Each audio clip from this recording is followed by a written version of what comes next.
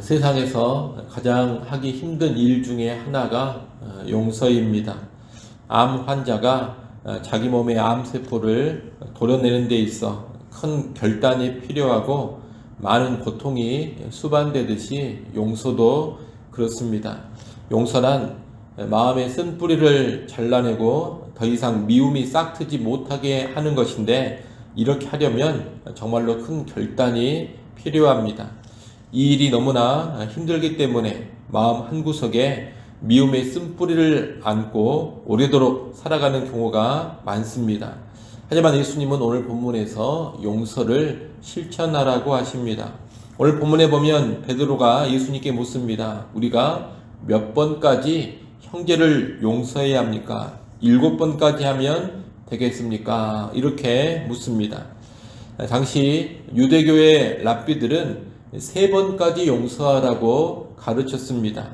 그에 비하면 지금 베드로가 7번까지 용서하면 되겠습니까? 라고 하는 것은 굉장히 후하게 말하는 겁니다. 그런데 예수님은 7번씩 1번까지라도 용서하라고 하십니다. 7번씩 70번까지라도 용서라는 것은 사실상 무한대의 용서를 말하는 겁니다. 우리는 용서의 한계를 정해 놓을 때가 많습니다. 유대교의 랍비들처럼 3번까지 한계를 정할 수 있습니다. 또는 베드로처럼 7번으로 용서의 한계를 정할 수도 있습니다. 하지만 예수님은 용서의 한계를 정하지 않습니다. 계속해서 무한대로 용서하라고 말씀하십니다. 우리가 살아가는 이 세상을 보면 보복하는 데에는 한계를 정해놓지 않는 것을 보게 됩니다. 한계를 정하지 않고 계속해서 더 보복하고 더 피를 흘리려고 합니다. 하지만 예수님은 사랑과 용서의 한계를 정하지 말고 다함 없는 사랑을 실천하라고 말씀합니다. 따라서 우리 마음대로 용서의 한계를 정할 것이 아니라 무한한 용서를 실천하고자 하는 그런 결단이 우리에게 있어야 하겠습니다.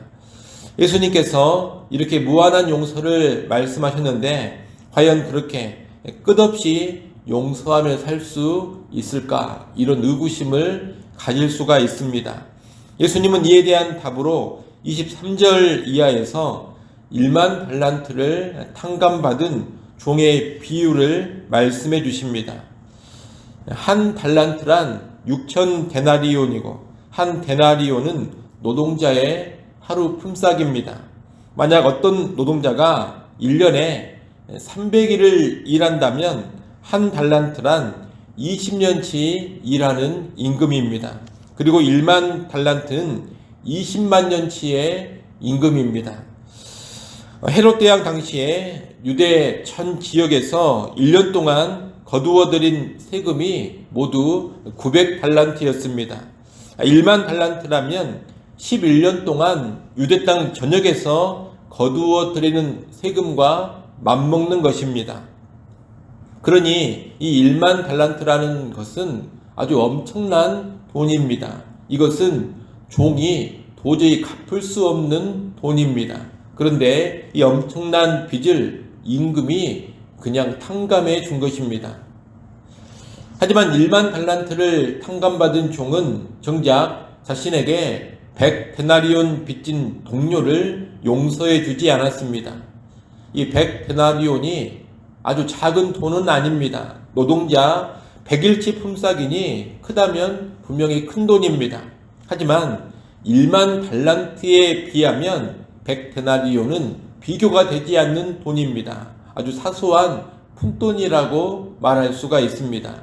그런데 그 푼돈 빚진 자를 용서하지 않고 고발해서 옥에 가두어 버렸습니다.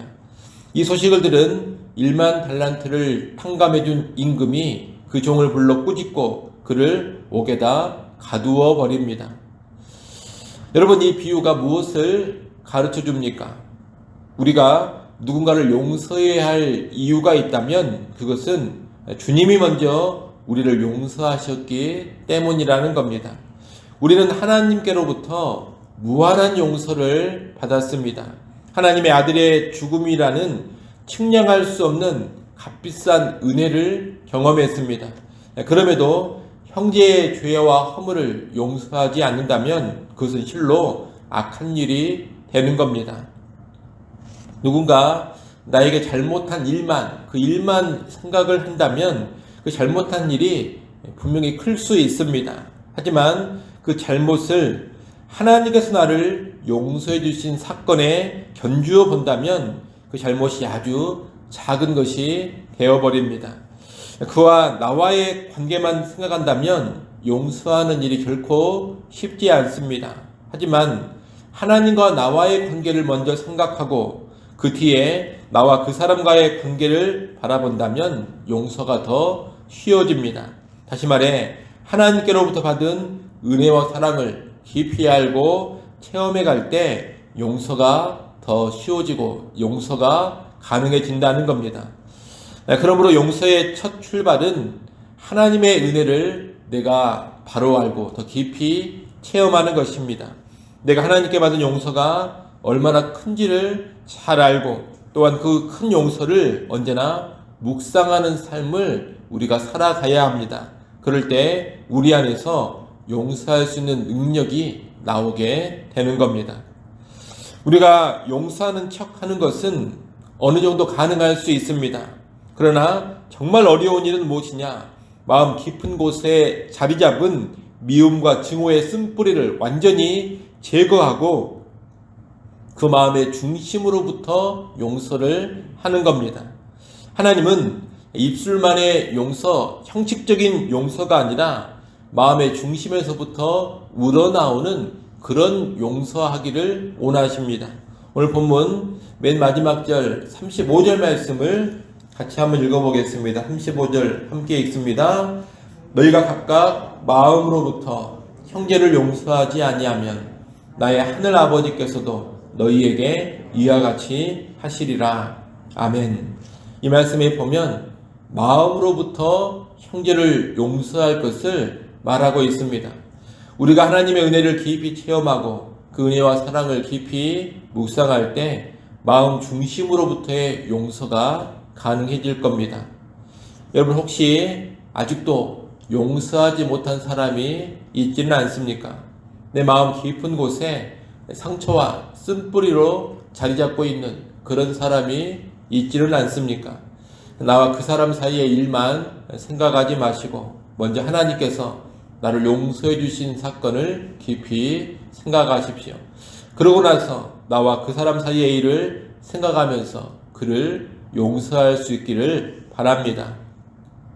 우리는 용서가 살아있는 그리스도인 그리고 용서가 살아있는 교회가 되어야 합니다. 용서는 죄인들이 서로에게 보여줄 수 있는 최고의 사랑의 표현입니다. 용서 없이는 공동체의 일치도 없고 용서 없이는 진정한 신앙의 성숙도 없습니다.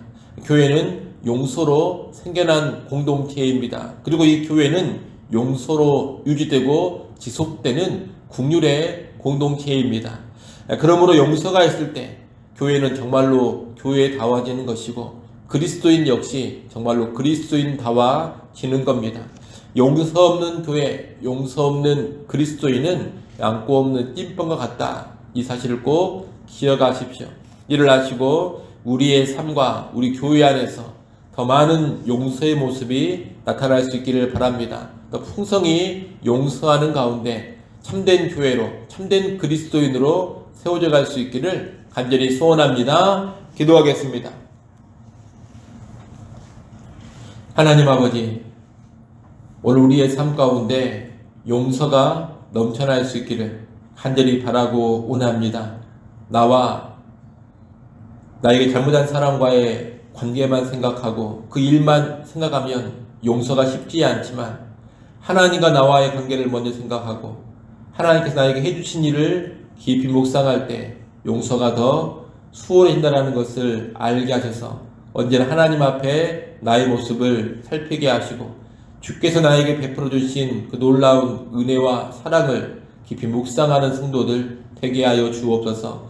또한 은혜의 복음, 사랑의 복음 안에 더 깊이 잠기는 교회 공동체가 되게 하여 주옵소서.